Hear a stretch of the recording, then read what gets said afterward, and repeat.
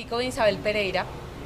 Isabel trabaja en el Centro de Estudios de Derecho, Justicia y Sociedad de Justicia en la ciudad de Bogotá.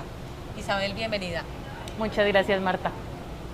Bueno, Isabel, hablemos un poquito quién es Isabel Pereira, qué es lo que ha hecho para estar allí en el Centro de Derechos de Justicia, Estudio y Sociedad.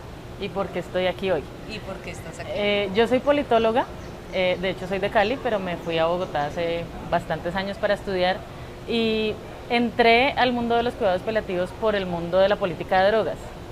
En la política de drogas vemos que hay un montón de fallas por cómo se diseñó el sistema de control internacional de las sustancias, este sistema internacional que yo veía que tenía tantas fallas que estaba creando corrupción, daños institucionales, más riesgos a las personas que usan drogas. Y uno de esos grandes temas en los que la política de drogas ha causado daños es en el acceso a medicamentos fiscalizados.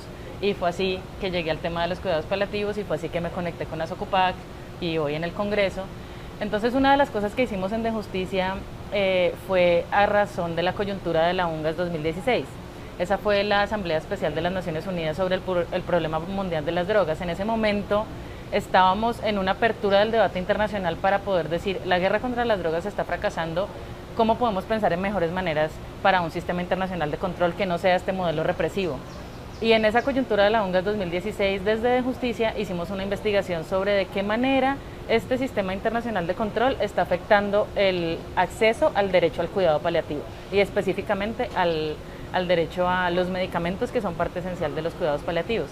Esa investigación que tú la conoces se llamaba Cuidados Paliativos y Derechos Humanos en las Américas, y en los últimos años, después de la coyuntura de la UNGAS, lo que hemos hecho es seguir con ese mismo modelo de investigación, pero aplicado al caso colombiano, para identificar ya un nivel más localizado en ciudades pequeñas e intermedias, cómo se materializan estas barreras de acceso a estas sustancias que tienen mucho estigma asociado por el hecho de ser sustancias controladas bajo los tratados internacionales de drogas.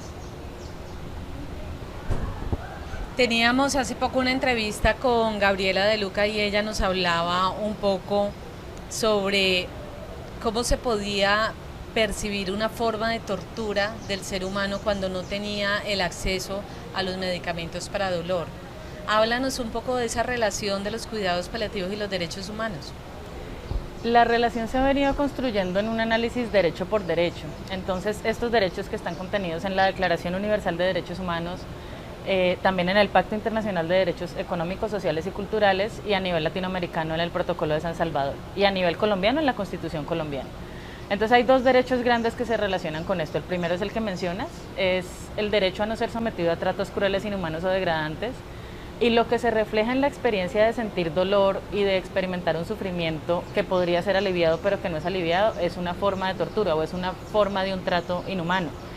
Los relatores especiales sobre el derecho a no ser sometido a tratos crueles, que son unos mecanismos especiales de Naciones Unidas para documentar si se está cumpliendo o no la garantía para ese derecho, lo que han recomendado a los estados es que el acceso a los medicamentos para alivio del dolor es una parte fundamental de cómo evitar infringir estos tratos crueles, inhumanos o degradantes.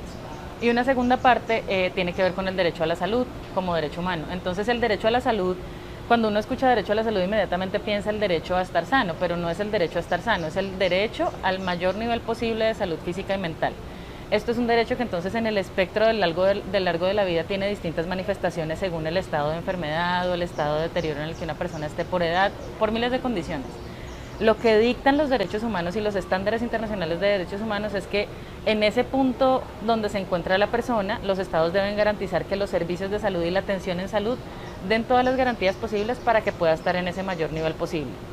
Y específicamente el Pacto Internacional, el Comité de Derechos Económicos, Sociales y Culturales, lo que ha dicho sobre el derecho a la salud es que uno de sus componentes es el acceso a medicamentos fiscalizados que pueden dar la atención paliativa necesaria a personas que están en un sufrimiento extremo.